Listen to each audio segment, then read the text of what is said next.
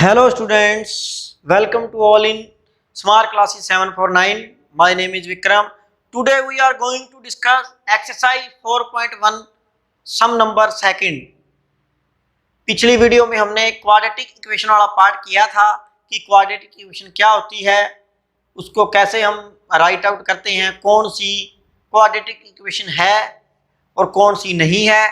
जिसने वो वीडियो नहीं देखी, डिस्क्रिप्शन में लिंक आपको मिल जाएगा, वो वीडियो देखें भी क्वाड्रेटिक इक्वेशन क्या होती है, स्टार्टिंग क्या है। तो अब हम इसकी इक्वेशन बनाकर चलेंगे। पूछा क्या गया है, represented in the form of quadratic equation. ये जो हमें स्टेटमेंट दी हुई है उसको हमने सिर्फ क्वाड्रेटिक इक्वेशन की फॉर्म में बनाना है, उसको एक बार सोल्व नहीं करना। सोल्व हम आगे वाली एक्सरसाइज में करेंगे। इन्हीं सम को इक्वेशन बन गई, उसके बाद में सॉल्यूशन आप आसानी से कर सकते हो। तो चलिए पहले इक्वेशन बनाते हैं। अब देखो इसमें दिया क्या है, पहले स्टेटमेंट को समझने की कोशिश करनी है। रटने का काम बिल्कुल नहीं करना, याद करने का काम बिल्कुल नहीं करना, सिर्फ और सिर्फ आपने स्टेटमेंट को पढ़ना है। इसमें क्या गिवन है, स्टेटमेंट पढ़ ली, समझ लो। आपको अगर स्टेटमेंट समझ आ गई तो आप इस सम को आसानी से कर सकते हो। ठीक है, तो चलिए स्टार्ट करते हैं। The area of a rectangular plot. अब area of a rectangular plot क्या होता है, लेंथ मल्टीप्लाई ब्रेथ। इतनी सी बात पता लग गई। आगे क्या है, area of rectangular plot is 528 metre square. Area दे दिया, सिंपल बात है। आगे क्या दे रखा है, the length of the plot. जो लेंथ दे रखी है प्लॉट की इन मीटर, वो क्या है, is 1 more than twice its breadth. Length जो है वो कितनी ज्यादा है, एक ज्यादा है। किससे ज्यादा है, ब्रेथ से। और ब्रेथ का क्या है, ट्वाइस है। मतलब जो लेंथ है वो ब्रेथ के 2 गुणे से एक ज्यादा है। पहले ब्रेथ का 2 गुना करेंगे, फिर उससे एक ज्यादा करेंगे, वो हमारी क्या आएगी, लेंथ आएगी। अब जब तक हमें ब्रेथ का नहीं पता चलेगा हम लेंथ नहीं निकाल सकते। तो सबसे पहले इसी से शुरुआत करेंगे। Let the breadth of the rectangular plot या प्लॉट गिवन कंडीशन है is equal to x metre. हमने ब्रेथ है जो प्लॉट की उसको क्या मान लिया, x मीटर। ठीक है, y मान कर नहीं चलना क्योंकि 2 वेरिएबल हो जाएंगे, हम ज्यादातर x मान कर ही चलेंगे। उसके बाद the length of the plot is equal to twice of its breadth. इसका ट्वाइस कर दिया। 1 मोर देन, एक ज्यादा है, ये ट्वाइस कर दिया। इससे कितना ज्यादा है, एक ज्यादा है। ये हमारी क्या आ गई, लेंथ आ गई। और ये हमारी क्या है, ब्रेथ है। ठीक है, सिंपल है बिल्कुल। आगे देखते हैं। अब एरिया क्या दे रखा है प्लॉट का, area of plot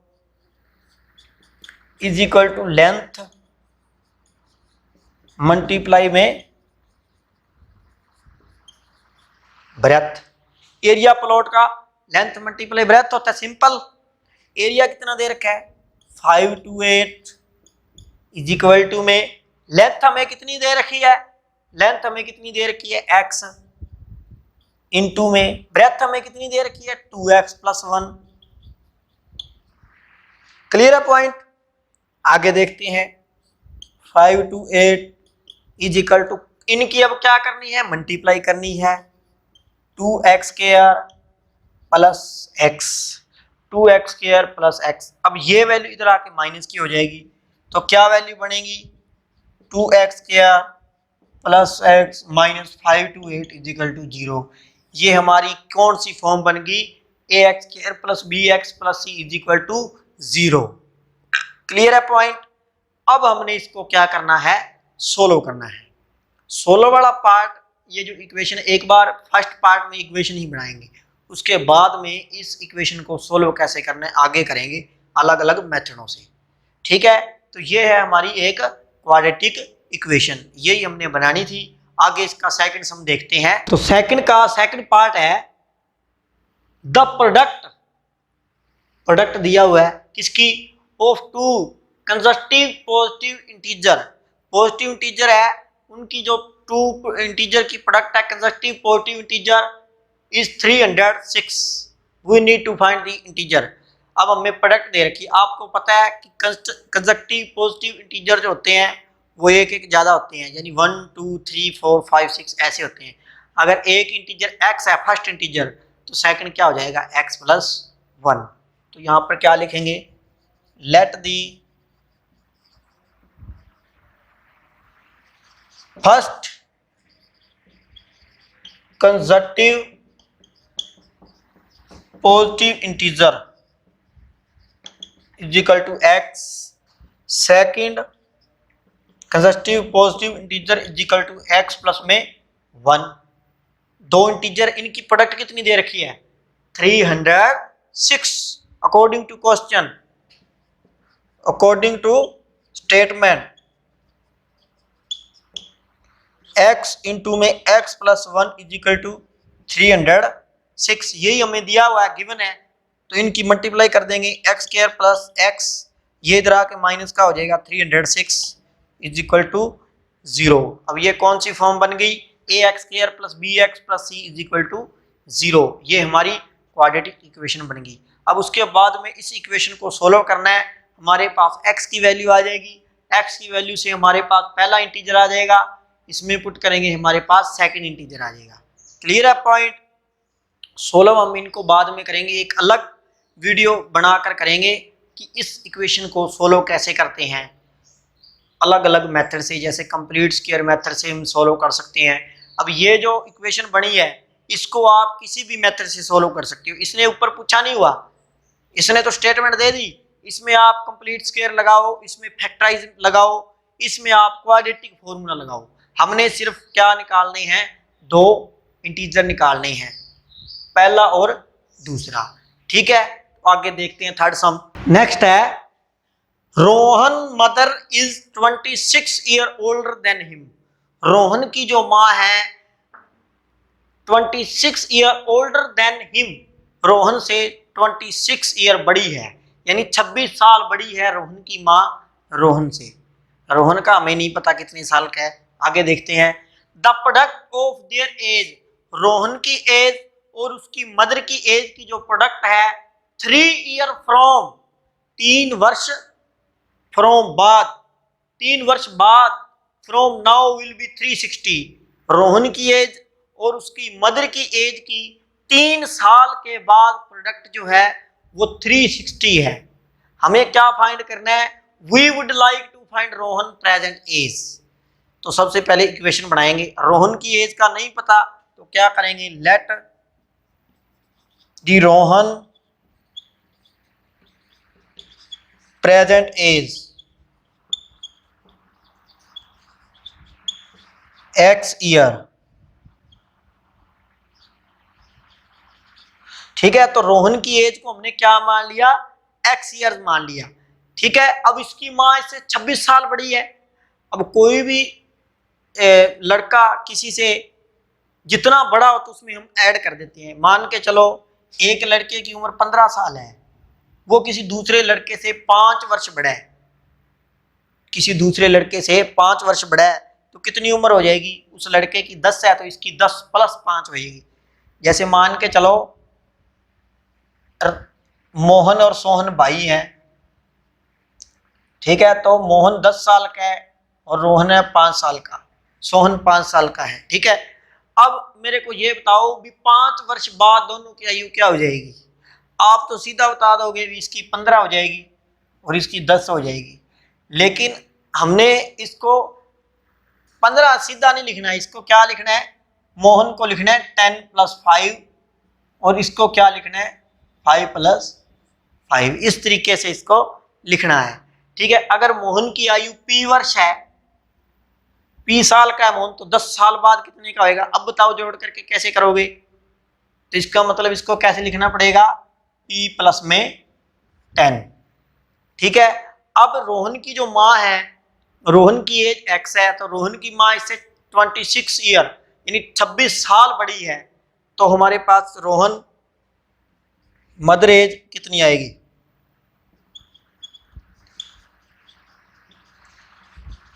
Rohan mother as कितनी आएगी, x प्लस 26 ईयर, 26 साल बड़ी तो x प्लस, अब 3 ईयर,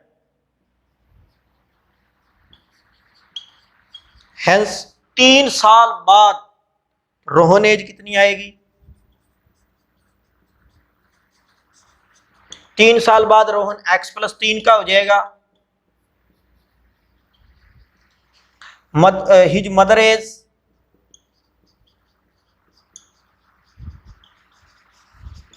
उसकी मदर कितने की हो जाएगी, x प्लस 26 की है, तो वो कितनी हो जाएगी, x plus 26 plus 3, x plus 29 year.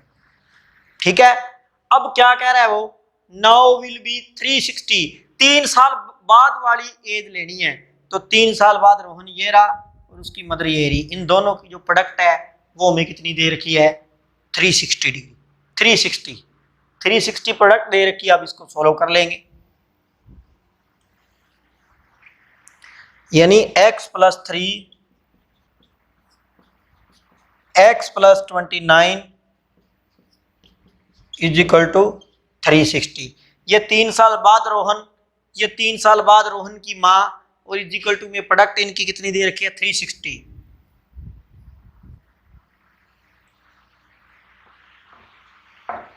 Multiply कर देते हैं, x square plus 3x plus 29x, 29 को 3 से करेंगे 87 और माइनस में 360 और इज इक्वल टू में। ठीक है, तो अब इसको सोल्व कर लेंगे, एक्स स्क्वायर ये बन गया 32x माइनस ये क्या बन गया 273 और इज इक्वल टू में 0। ये हमारे पास बन गई एक क्वाड्रेटिक इक्वेशन। अब इस इक्वेशन को हमने क्या करना है, सोल्व करना है, किसी भी मेथड से इसको सोल्व कर सकते हैं।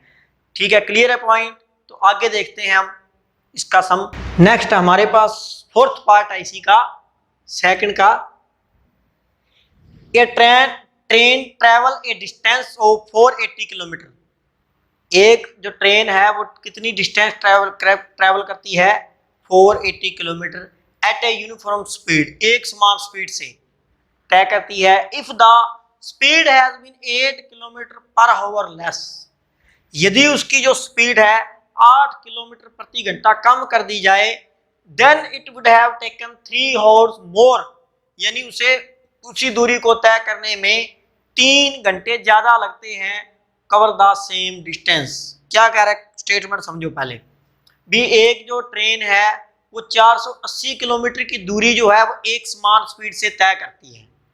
ये इफ द स्पीड, यदि उसकी जो स्पीड है ना, यानी 1 घंटे 8 किलोमीटर, 1 घंटे 8 किलोमीटर कम कर दी जाए, स्पीड कम कर देनी है, तो स्पीड अगर कम होएगी तो उसको ये डिस्टेंस कवर करने में ज्यादा टाइम लगेगा, यानी 3 घंटे क्या लगते हैं, ज्यादा लगते हैं। We need to find the speed of the train, हमने फाइंड करनी है speed of the train. Speed find out करने के लिए हमें सबसे पहले क्वाड्रेटिक इक्वेशन बनानी है, तो स्टार्ट करते हैं। Let speed of the train,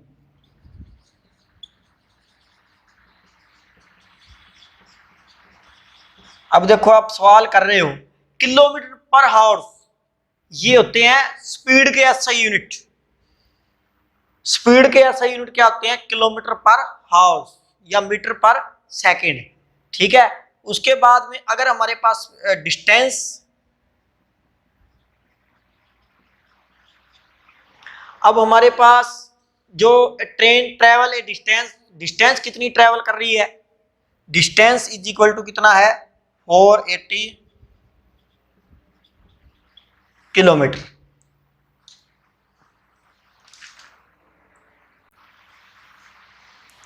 distance हमें दे रखी है 480 किलोमीटर, इसको यहां लिख देते हैं डिस्टेंस। अब time taken travel in 480 kilometre speed, अब यहां पे क्या लिखेंगे, time taken travel in 480 kilometre. अब देखो स्पीड दे दी हमें, डिस्टेंस दे दी हमें, टाइम क्या होगा, टाइम का फॉर्मूला क्या होता है, डिस्टेंस अपॉन में स्पीड, यानी डिस्टेंस अपॉन में स्पीड। डिस्टेंस हमारी कितनी है 480, अपॉन में स्पीड कितनी है एक्स, यहां क्या आ जाएगा हॉर्स। इतने घंटे उसको टाइम लगते हैं इसी स्पीड को तय करने में। अब हम सेकंड कंडीशन पे आएंगे। सेकंड कंडीशन में क्या है, if the speed has been 8 kilometre per hour less. Second condition,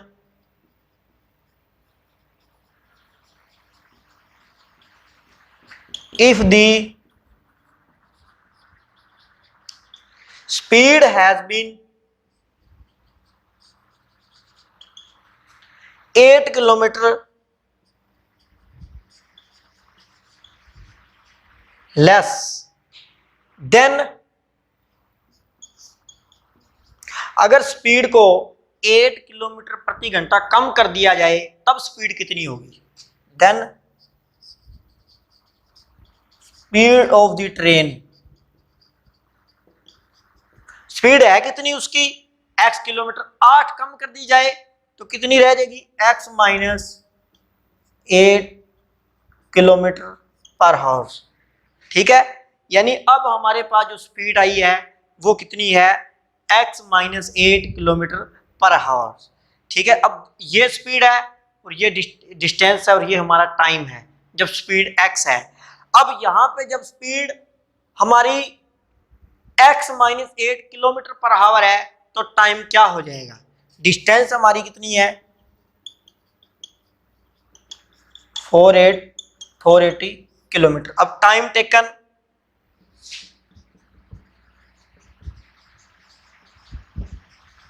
travel in 480 kilometre is equal to, time क्या होता है, टाइम होता है हमारे पास वही डिस्टेंस अपॉन में स्पीड। डिस्टेंस कितनी है 480 अपॉन में x माइनस 8 हॉर्स। अब देखो हमारे पास दो कंडीशन आ गई।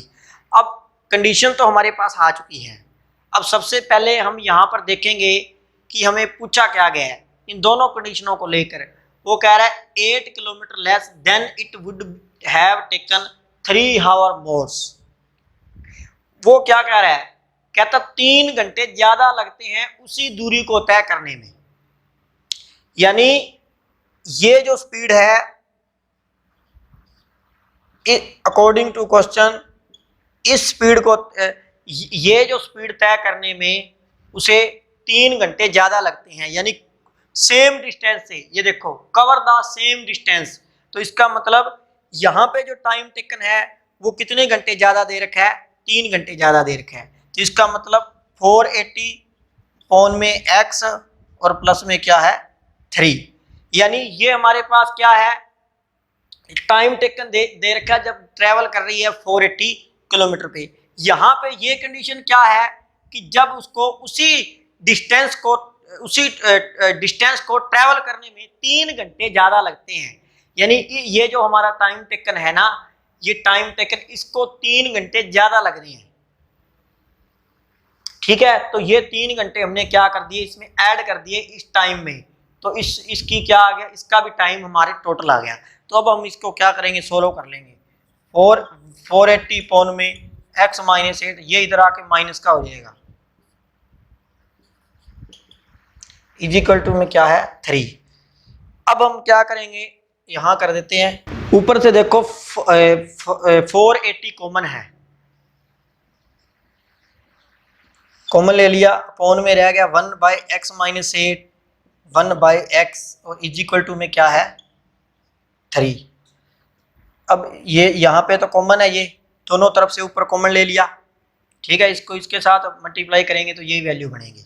अब हमने क्या करना है, इसकी क्रॉस मल्टीप्लाई करनी है। x माइनस में x प्लस में 8 अपॉन में इनकी मल्टीप्लाई x स्क्वायर, इसको इसके साथ करेंगे माइनस के 8x और इजिकल टू में क्या है 3। ये x से x कैंसिल हो जाएगा, ठीक है। अब इसको अंदर मल्टीप्लाई कर देते हैं। ये वैल्यू क्या आएगी 0 4, ये वैल्यू आ गई। और अपॉन में क्या है x square minus 8x is equal to 3। अब क्रॉस मल्टीप्लाई कर देंगे, x square 3x square minus में 24x और इजिकल टू में 3840। इस इक्वेशन को 3 से डिवाइड कर देते हैं both side. x square minus में 8x 3, ये वैल्यू बन गई और ये वैल्यू इधर आकर किसकी हो जाएगी माइनस की। x स्क्वायर माइनस के 8x माइनस के 1280 और इज इक्वल टू क्या है 0 है। ये हमारे पास क्या आ गई एक इक्वेशन आ चुकी है। अब हम इस इक्वेशन को क्या कर लेंगे सोल्व कर लेंगे। हमारे पास किसकी वैल्यू आ जाएगी x की, और x हमने क्या माना था स्पीड ऑफ द ट्रेन माना था। आपको पता है कि जो स्पीड है ट्रेन की वो कभी भी नेगेटिव नहीं हो सकती, टाइम नेगेटिव नहीं हो सकता, डिस्टेंस नेगेटिव नहीं हो सकती। इसका मतलब आपका जो नेगेटिव वाला आंसर है इसमें देखो 2 आंसर आएंगे, क्योंकि 2 डिग्री की इक्वेशन है, जितने डिग्री की इक्वेशन होती है उतने ही उसके जीरो आते हैं। अब यहाँ पे 2 डिग्री की इक्वेशन है तो इसके 2 जीरो आएंगे। दोनों के दोनों देखो, एक माइनस प्लस में भी आ सकता है, प्लस माइनस में भी आ सकता है।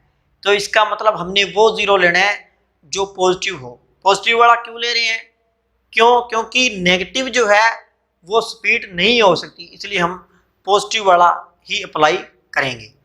तो आज हमने ये 4 सम कर लिए है। सेकंड जो सम है इसके 4 पार्ट हैं। अब आगे वाली जो एक्सरसाइज है उसमें हम इन इक्वेशनों को सॉल्व करेंगे। आज जो है हमने इक्वेशन बनाई है, ठीक है। आगे वाली एक्सरसाइज में इस सम को सॉल्व कैसे करते हैं, कौन सा मेथड लगाएंगे, अगर हमें नहीं पता चल रहा भी कौन सा मेथड इजी रहेगा, और ताकि हमें जो सम है वो आसान है हो जाए करने में, ठीक है। तो इससे पहले वाली वीडियो भी देख लेना, स्टार्टिंग वाली जिसने नहीं देखी।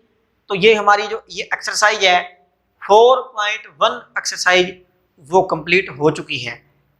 तो आप अगर किसी को डाउट हो तो आप कमेंट करके जरूर बताएं ताकि आपकी कोई हेल्प हो सके।